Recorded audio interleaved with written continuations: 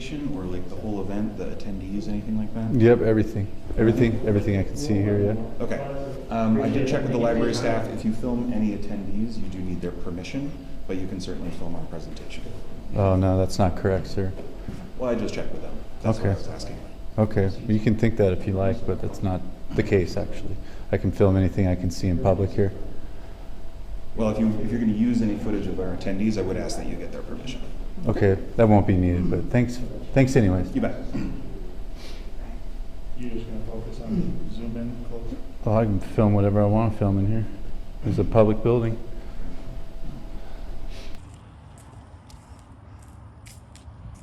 Here at Durango Public Library, San Juan Basin Public Health is having a public meeting about some service that they're providing to the community, where they're offering free testing of water samples for a specific type of chemical.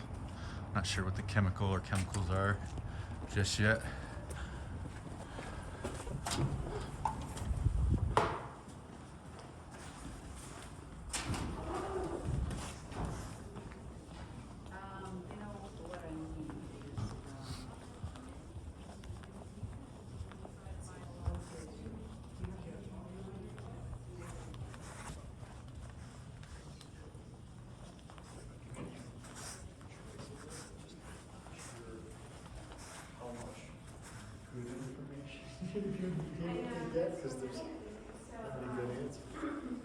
Hello. How's it going? Even well. You know, your fancy tech stuff with you. Got some cameras. Yeah. One of the easy questions is, does San Juan Basin Health do any of the testing for those PFAS, or is that all done by the state? Right, so we'll get to that in the presentation, but right now we are operating under CEP. Are you planning on filming or just taking photos today? Both. Both? My name's Brian. Hi, Brian. Hi. Nice to meet you. Hi. What's your name? My name is Adam. Hi, Adam. Potentially test them in terms of water samples, and see if those PFAS are equal, or if there's some type of removal or discrepancy with that. So she was looking under to see if there was any type of testing laboratory, or any potential to know. Doing great, thank you. Yes.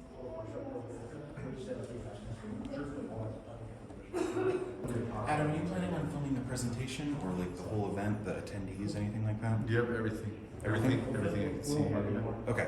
I did check with the library staff. If you film any attendees, you do need their permission, but you can certainly film our presentation. Oh, no, that's not correct, sir. Well, I just checked with them. That's what I was asking. Okay, you can think that if you like, but that's not the case, actually. I can film anything I can see in public here. Well, if you're going to use any footage of our attendees, I would ask that you get their permission. Okay, that won't be needed, but thanks anyways. You bet. You're just going to focus on zoom in close? Oh, I can film whatever I want to film in here. It's a public building.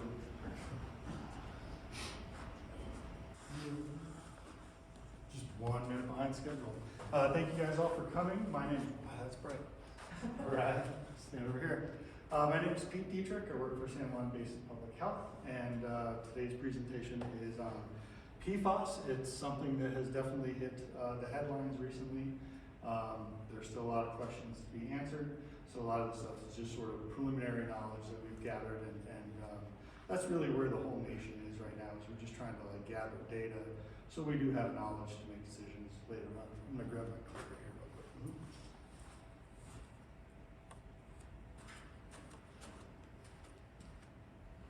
My partner is Nicolette. She also works at San Juan Basin Health. She's in charge of all the outreach and stuff like that. And so if you have a private well that would like to be tested, we'll take your information down and add you to the list. So thanks for coming.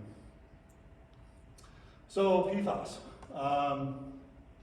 Like anything that sort of causes problems, it didn't start off that way. It started off with great intentions, you know, and the products that PFAS are in are used every day by everybody. So whether it's your nonstick pan or a waterproof raincoat or cosmetics or your pizza thing, it's in a lot of products because it is so useful, and it's really was a benefit initially when it came out.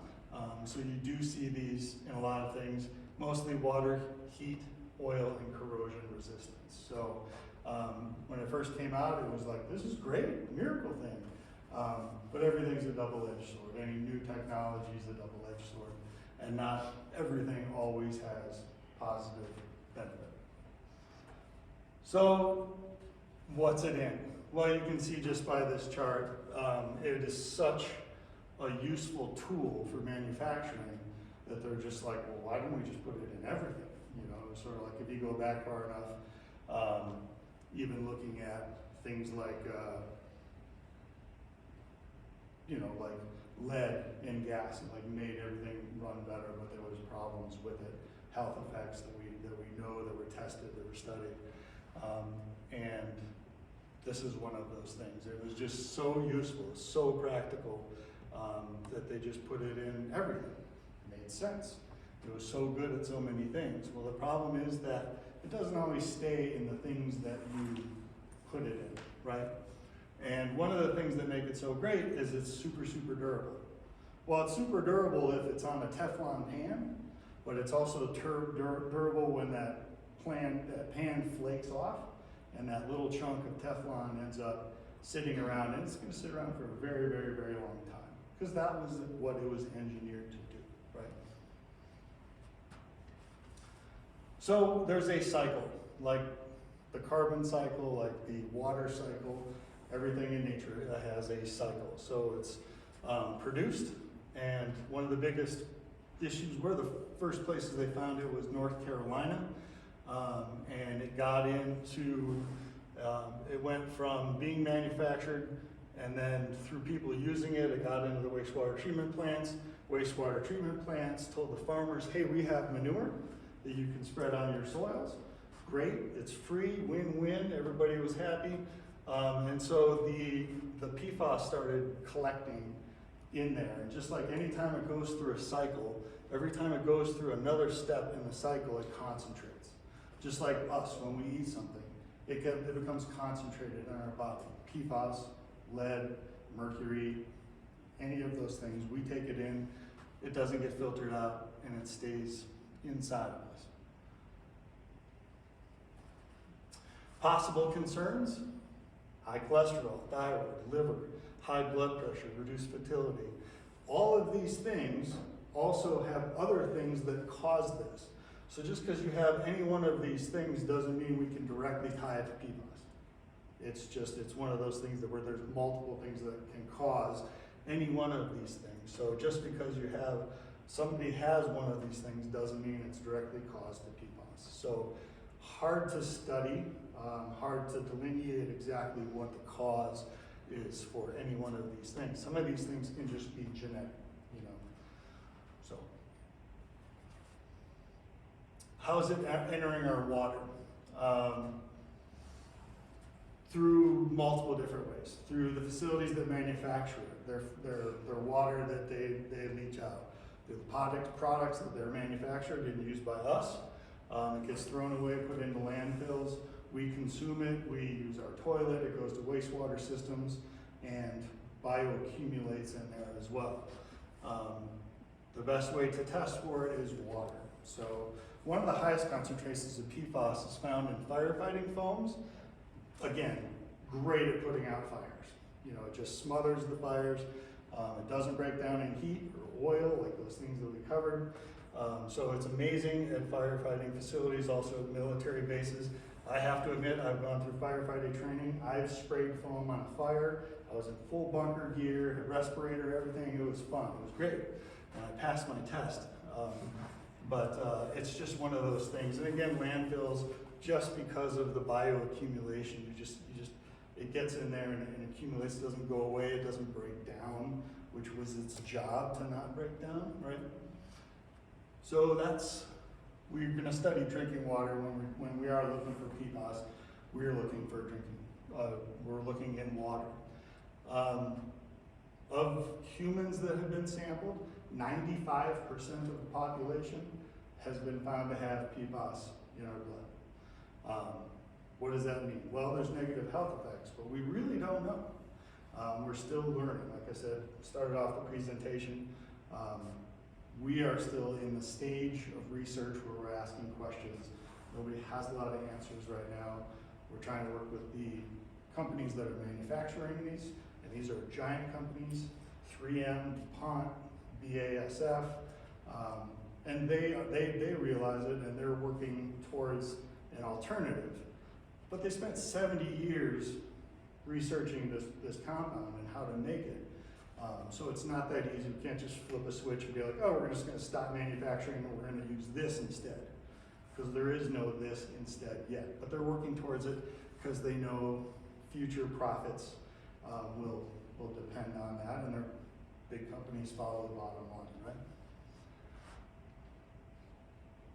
So like I said, it started in North Carolina. These wastewater treatment plants were giving manure to farmers to spread on their fields. They were doing that. It was a great program. And then they're like, well, what about this PFAS stuff? And they started testing it. They tested the dairy milk, and they found hugely concentrated levels of PFAS in the dairy milk. So currently in North Carolina, there are places in North Carolina where the state is paying dairy farmers to milk their cows, throw the milk away because it has such high levels of PFAS. And again, bioaccumulation. It accumulates in the cows and then into the wastewater treatment facilities, concentrated there, dispersed onto the fields, eaten by the cows, concentrated there into the milk. So anybody drinking that milk, they're getting much higher levels of PFAS. Where can we find it in Colorado? Well, you can see here the breakdown. We don't have too many military sites, but in Albuquerque, there's a big one. There's just a lot of training that happens at military facilities, including firefighting at all military facilities. And firefighting foam uses a lot of PFAS because it does such a good job at putting out fires. Here we're looking at drinking water wells or drinking water facilities, and sort of spread out. Obviously, there's more along the I-25 corridor and I-70 corridor. But here, locally, we have a zoom in of here. And here we're looking at this Lake Durango, I believe? Yes. Okay. In and around Bayfield, Forest Lakes, and at Purgatory, I believe. Is that correct? Okay. All have their own drinking water facilities, and these are the places that we go to get to test, right? Because we can't test individuals, it's just not practical. So what can we do about it? Well, a couple of years ago, there was a cash fund in a Senate bill, and we're trying to prevent further contamination. But like again, it's government, things just don't stop and start. It's a process, it's gonna take a while. So the first funding that's coming out to establish testing. Because you can't make decisions without data. You got to collect data so you are making informed decisions. Locally, it's the Colorado Department of Public Health and Environment is administering this, so that's sort of why we're giving this presentation. We received a very small grant from them to sign people up to get their wells tested, so we know locally, regionally and locally, what's going on. Just gathering data.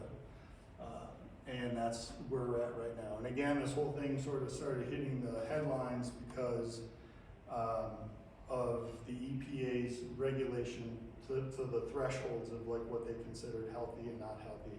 And it was an astronomically small number that said that this is the threshold where this is no longer healthy. So most labs can't test to that level, but it was a concern, it was a shock, so it made headlines.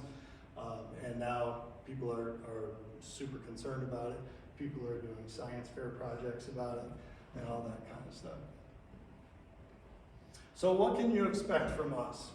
Well, like I said, we were awarded a small grant to do this kind of outreach stuff and get people sort of on board to not, we don't have enough knowledge yet to like tell everybody exactly what's going on. Like I said several times, we are in the data gathering part of this process. So that's what we're doing. We're looking people to get signed up to have their water wells tested. We're also testing some other, facilities, some larger facilities that we'll get to here in a second.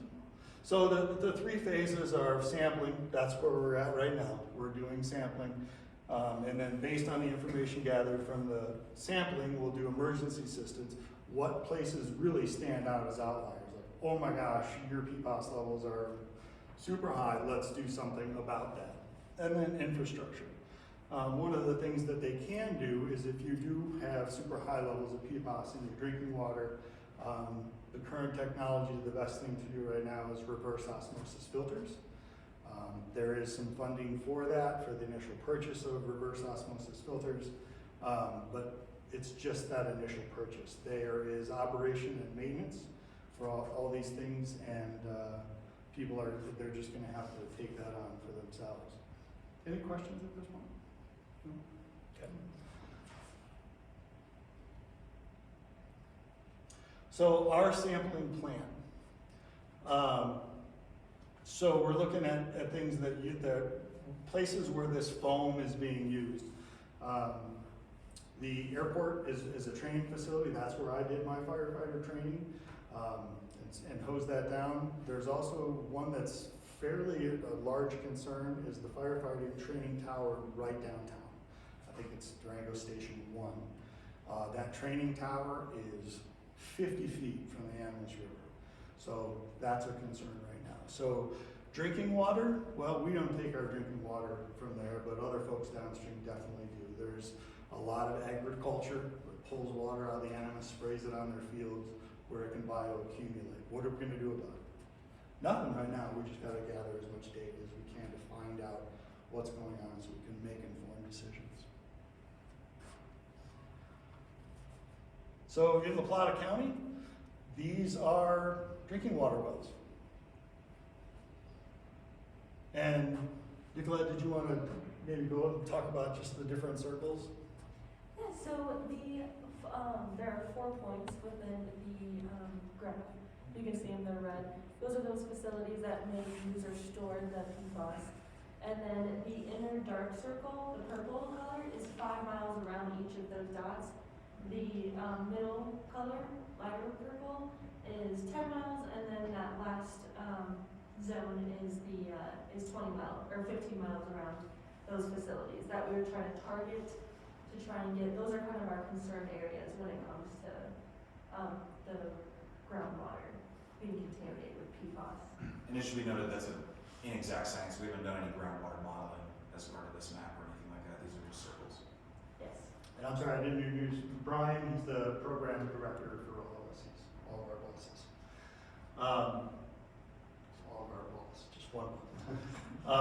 So I don't know if anybody's interested in hydrology, the movement of water underground. I think it's fascinating, but so what we're doing is looking at places where the contamination might occur from the airport, the firefighting training facilities, and then seeing where it's popping up in people's groundwater. So again, we're gathering data just to see what the issue is, where the issues might be. Hopefully there's not going to be a lot of problems because there's, we don't have a DIA airport, we do have a lot of firefighter training going on, but our population means we have a pretty small staff. So hopefully it's not too bad, but that's what we're doing. We're trying to find out. So the next steps, get people signed up to test their water wells, which we probably should do every year. I know my subdivision, by law, we have to do it. And the state came in one year and said, well, if you're more heavily influenced by surface water than you initially put in your original application. So they made us, nothing was wrong with our water. Everybody was fine, but in the long term, they just said, well, you're gonna have to maybe chlorinate a little bit more filtration time. And that's sort of like what this is doing. So it's just sort of finding out what's going on. We do partner, so we don't do the sampling ourselves. We have a grant from SJBPH to get people to sign up, and then there's a third-party contractor called HDX that's coming down and doing sampling. I don't know if they're going to do much more sampling this year, but hopefully they'll get an increased budget for next year to do all the sampling that we would like to do. Right now, I don't think there are actually the funds for the number of people that we signed up, and a great job, Nikki, get everybody signed up. But we can't actually test everybody that's on the list right now, but then it will hopefully happen next year, right? And the state contractor hired by SJBPH is a company called HDR, sorry. HDX, that's the Home Depot generic brand, never mind. HDR, third-party contractor, like I said, they will be asking specific questions, and again, it is sort of just building a model of hydrology. Where are PFAS being used, and how is it traveling through the groundwater system? And once we have more testing, we'll have a better idea of how that water is moving underground. Could take like 3 weeks. There are not a lot of labs that can test for this, but it is a popular thing, so I'm sure if you own a water testing laboratory, you're going to want to get up to speed on this and get all the equipment that you need, because this is not something that's going away. What if your results come back as positive? Well, I touched on this for a minute, but there are some funds depending on the level of PFAS where the state might be able to get you a reverse osmosis filter. People have asked about carbon filters, activated carbon filters. They're better than nothing. But you're also talking about, a molecule it's actually a fairly good sized molecule, but activated carbon can't catch it all. Reverse osmosis is the best tool we have in our tool bag right now to treat this. Again, this is an important part. Research into PFAS and its health impacts are ongoing. Positive results are not a guarantee of any particular health concern. So just because you have high blood pressure, just because you have a liver disorder, or there's anything, they can't tie directly to PFAS yet. They might be able to in the future, we don't really know. But there's more than one way to skin a cat. There's that list of possible health effects was long, and none of them are isolated in and of themselves or directly caused by PFAS. So like I said, it could even be genetic. Any questions? I probably threw that at you guys pretty fast. No, I guess I have one question. When you're mentioning reverse osmosis systems, I noticed a lot of those dots were groundwater wells. Those would be independent groundwater or independent RO systems for those private wells, is what I thought those blue dots represented. Yeah, those are all Within those houses. And are you guys testing groundwater specifically? Is what the goal is through this program? Yeah. And There not may be so some- much surface water. There may be some surface water testing, but it's not as high a priority because it's not a direct drinking water source. Okay. Like the fire station number 1 will probably be a surface water testing site. Just because of the proximity from, I'm pretty sure you could stand at the top of the tower and lob a pebble into the river. It's Yeah, very, the distance is really close right there. yeah, super close. Are they testing the city water? And what did they come up with? Yes, go ahead. City of Durango? Yes. Yes. Yeah, they've been tested independently of our project. And what are they finding? I don't remember the full results. I don't believe they had any detections. I believe it's zero. I don't- Zero. Yeah. Yeah. Okay. Well, no detections is not the same as detecting That's zero, true, but that's true. that's because of, the labs are getting better all the time. So when you have no detections, that is a very good sign. And it shows that water treatment does work. Yeah, so at this point, we're looking pretty good, probably due to our isolation from, mass populations and everything like that. But there's a lot of information still to be combed through. There's a lot of data to collect at this point. So, one of the issues is this accumulation, and we had discussed it before we had started the presentation, that like if you get a reverse osmosis filter, part of that operation is that you have to pump that water in reverse to clean out that filter. And if you have a septic system, that's going to go into your septic system. So that's another concern for down the road. If you do get an RO system, there could be issues with, possibly if you were to pump out that septic system, that tank, what are you gonna do with that? The waste that's in there that probably has higher levels of that. And just like almost anything with a septic system, a water, water softener, it's not good for the system. So just one of the things that we're sort of keeping an eye on, because that's in our regulatory world. And there is a concern that any new regulations that might come out might affect pumper trucks being able to dump septic at a wastewater treatment facility, where the regulations might, say as a wastewater treatment facility, you can't take that. And then, but that's, it's not good really for anything. So hopefully they'll come up with something, a better way to filter, or some other sort of more inexpensive treatment facility. But right now, we're looking at reverse osmosis. That hard-activated carbon filters do work to some extent, but not nearly as good as RO. Reverse osmosis is also not the most cost-effective way to do it. It's an expensive way to do it. And then you got to do something with the filters as well. Are PFAS chemicals associated with the oil and gas drilling operations in our county? A lot of what the oil and gas companies put into the ground for fracking is proprietary. So we don't know, we don't have knowledge of what exactly they're putting into it. It may or may not. We don't know. All those compounds that they use for fracking are proprietary, and so we don't have knowledge of what exactly they're doing. It's a good question. So with some of the testing that when you saw the map of the other wells, are you guys trying to determine if it's a particular aquifer? Or maybe how, some of that hydraulic modeling of how that water transfers through that larger area? Or is it just independent wells and then you're looking for different concentrations? Yeah, so in general, the deeper the well, probably the better off you are. The ground makes a really nice filter, so if PFASs are on the surface and you have a 120-foot well, it's going to take a very long time for those PFAS to get down into the bottom of that well. Again, we're looking at the areas of concern are places where they use PFAS on the surface, and then sort of tracing that, looking at the groundwater, sampling this person's well site, drinking water to see if that's where it's moving. It takes a long time for water to move underground, so it's not like we can just jump out there and be like, ooh, yeah, there's a direct correlation between that place and your drinking water system. So,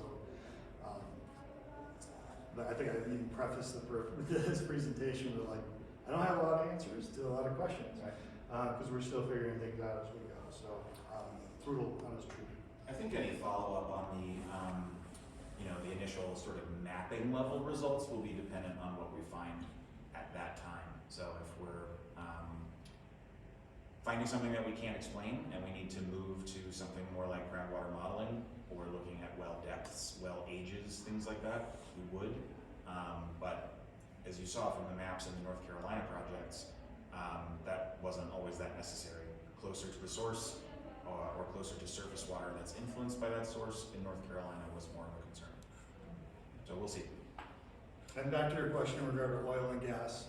Oil and gas uses these products just like everybody else. But it's not, it's more, the bigger concern is on the manufacturers of these products, and the oil and gas industry isn't manufacturing the products, they're just using them just like the rest of us. Some references, SJBPH, EPA, all of these stuff. Again, if you want to do some research on your own, North Carolina sort of led the way. Colorado's in a close second in terms of being aware of PFAS and trying to get a handle on gaining information. Nobody has a lot of great answers right now. It's like I said, we're phase one. We're trying to just gather data. If you do have super high PFAS in your drinking water, there's the quick remedy to that is a DO filter. Other than that, that's about all we have right now for answers, and hopefully in the next year or two, we'll have a better process in the manufacturing of these chemicals. Hopefully they'll come up with something different. But basically what it is a PFAS. I don't have I get into the whole chemistry of it all, but it's a carbon chain molecule. And basically what you do is you force fluorines all the way around it. Just like, for your teeth, how do you protect your teeth? Fluoride. Fluoride is just very good at getting it in, and once it's attached, it takes a lot of energy to get these molecules made. Fluorine doesn't naturally want to pack itself around these long carbon chains. So it takes a lot of energy to make these chemicals, which means it also takes a lot of energy to break these things apart. So hopefully we find maybe a bacteria or something like that that helps us in the breakdown of this molecule. But as of right now, we made, science 70 years ago started a process of manufacturing a compound that is super, super durable, super resistant to almost anything that will break it down. Why? Fluorine is just, it's what they call very electronegative. Once you stick it to something, it does not want to come off. So nature doesn't, unless something finds it as a food source, a bacteria or something like that, it's like, ooh, look at all that energy in that molecule that it can break it down. But that hasn't happened yet. And like any bad science fiction movie, if we try to create a molecule, a bug that breaks it down, hopefully it stays in check and it doesn't start eating everything else out there. But I digress, I'm getting off tangent. For this slide into your question, I would just note that first link up there, which you can either copy down or if you just search SJBPH PFAS, it has all of the data collected in all of the sampling programs all around the state so far, including testing municipal water systems. Sweet, thank you. Yeah, so we don't have 100% of that data at hand, but 100% of it is on that website. And we're talking about a family, thousands of compounds in this family. And so far, earlier in the summer, EPA said, here's issues with 4. So, again, I've reiterated, just scratching the surface on PFAS. So. Do you have any idea how long your grant funding is going to last? Hopefully, we had this through this year, and then obviously we hope for next year. And like any decent science project, that's where the rubber meets the road, is gaining the information, gaining the data. So it's the most crucial step because it'd be irresponsible to start developing a strategy, a plan, a long-term plan for how to deal with this without knowing where it is, where is it concentrated, where is it causing the most damage to people, right? So a lot of the focus, like everything, is going to be focused on the Front Range. We here in Southwest Colorado, whether it's education or whether it's almost anything else that's stemming from Denver, I don't know if it's the distance or the mountains that are in the way or something like that, but generally we get, I don't want to say neglected so much, but we don't get the priority in terms of resources for a lot of things. But we are super proactive at trying to get as much grant money as we can to learn as much as we can about this particular issue. Pete, do you want to go back to your slide on the PFAS cash fund, Senate Bill 2218? Yeah, that one. So the good news, we mentioned that Colorado is among the leading states when it comes to PFAS issues. These programs are permanently funded through the PFAS cash fund. So this was not the legislature saying, hey, let's test this out for a year, see what we find. There is actually a permanent funding source for PFAS projects in Colorado through the PFAS cash fund. So we don't know exactly how long we will be doing this particular project, but given how pervasive these chemicals are, there is going to be a need for a permanent funding source to deal with them when they're found, and Colorado has taken that step. So, I'm sorry, I came in late. I was at the tree lot, and I just wanted to be here earlier. But when you talk about how it affects health, is one of your slides, did you address the issue of fertility? So here's a list. So far that we know of possible health effects. But like I had mentioned earlier, all of these can also be caused by other things. One, genetics, bad diet,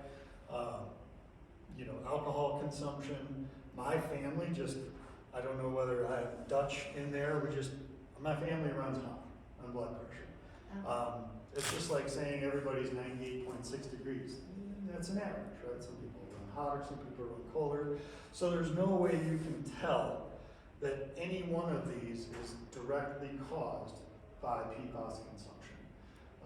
These are just possible outcomes. So it's sort of, it's hard to say, you know, what doesn't cause cancer? Yeah, right. Almost in anything, you know, I think, is it broccoli is a carcinogen, and if you were to eat like a pallet of broccoli every day, you might get cancer from that.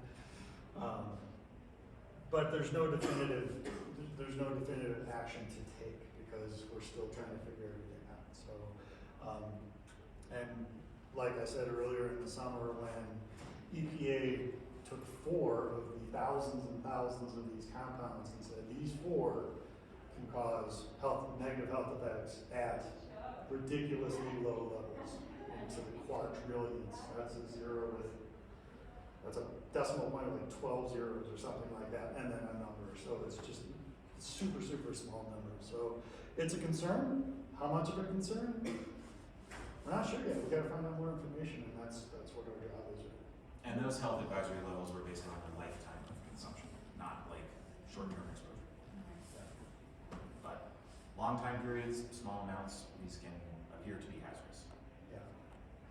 Like Bill Gates drinks almost inhumane amounts of Diet Coke. He's still alive. He's still doing that. He doesn't have cancer. I'm surprised how many people drink Diet Coke. He drinks like 10 or 12 a day. I watched a thing where he does like, he'll just like to become an expert on something. He just has this place in the woods where he can be by himself and just have tons of books and research and everything like that, and literally pallets of Diet Coke. And he'll just sit and drink Diet Coke constantly all day. He seems to be okay. Yeah, Elon Musk.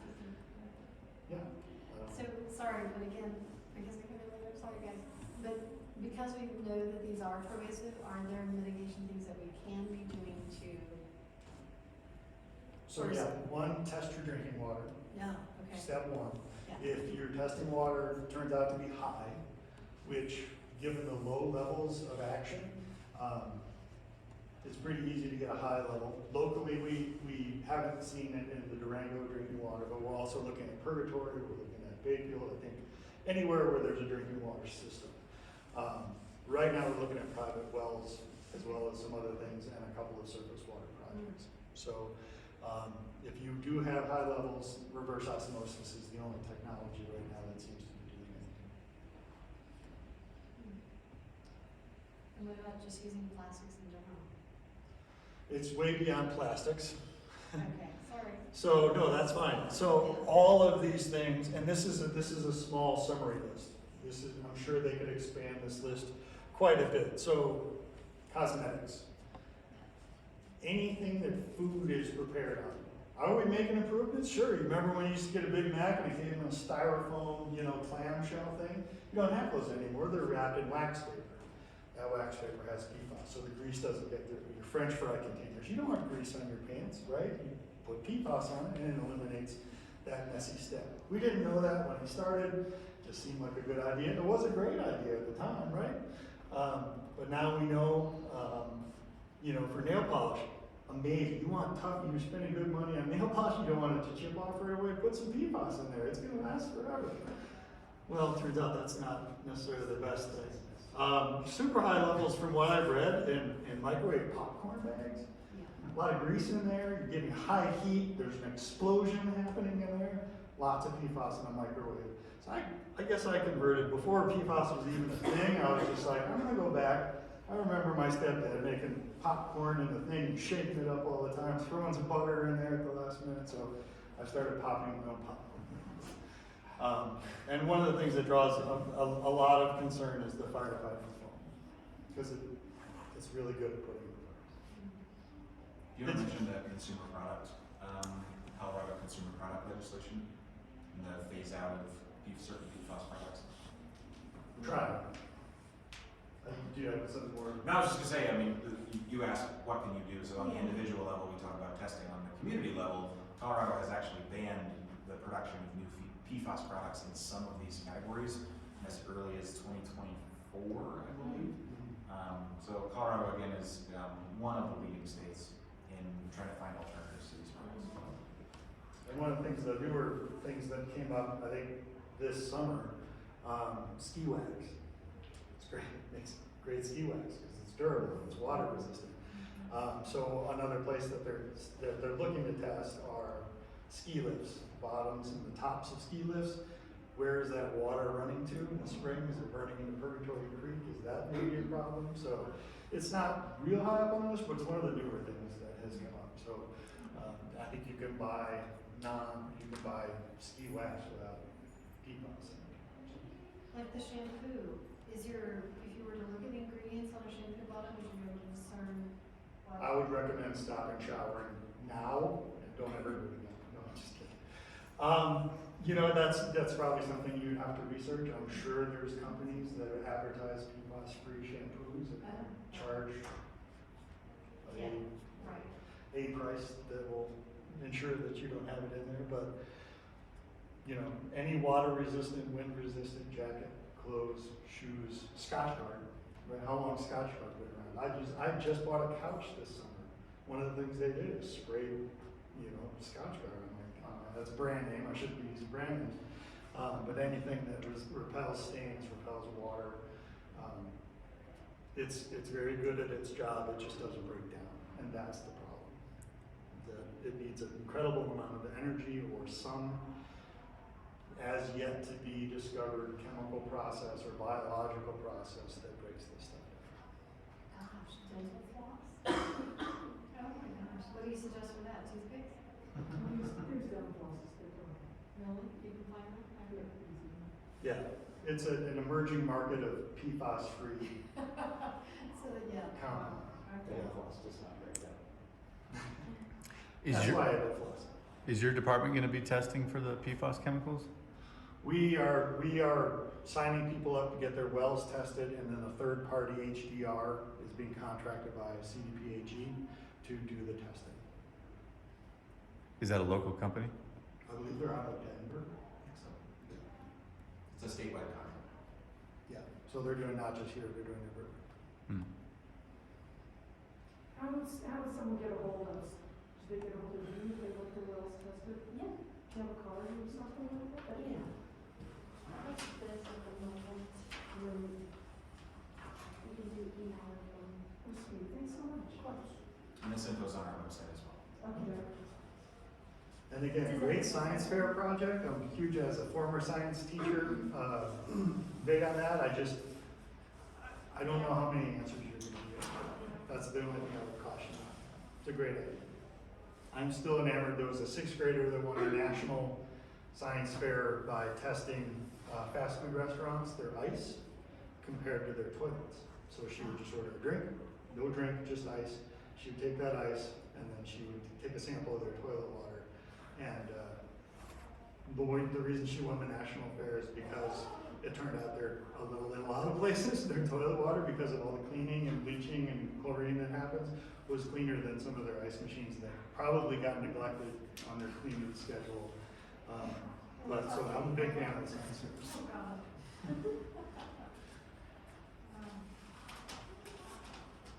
Well, thank you guys so much for coming. If you have any questions, just grab one of these sheets, and our email's on there. More information's on our website. And again, if you want a bigger scope of everything, it's on here somewhere. Yeah, you can go to EPA or CPH. Thanks, good luck in taking care of us. Yeah. Yeah, well, thanks. We're That was trying. sweet. Yeah. That's a good job. Thanks for coming. Have a great night. Thanks for the presentation. Yeah, thanks for coming. Appreciate you. PFAS and PFAS, so also, ACRO is the name, what's the? PFOS is one of the specific compounds in this category. I don't remember what those things were. There are hundreds, if not thousands, of compounds that meet the definition of PFOS. So that's another one for water. It's not gonna say PFOS. It's gonna say yes. Yeah, no worries. So she's doing a science fair project? And we only have official definition.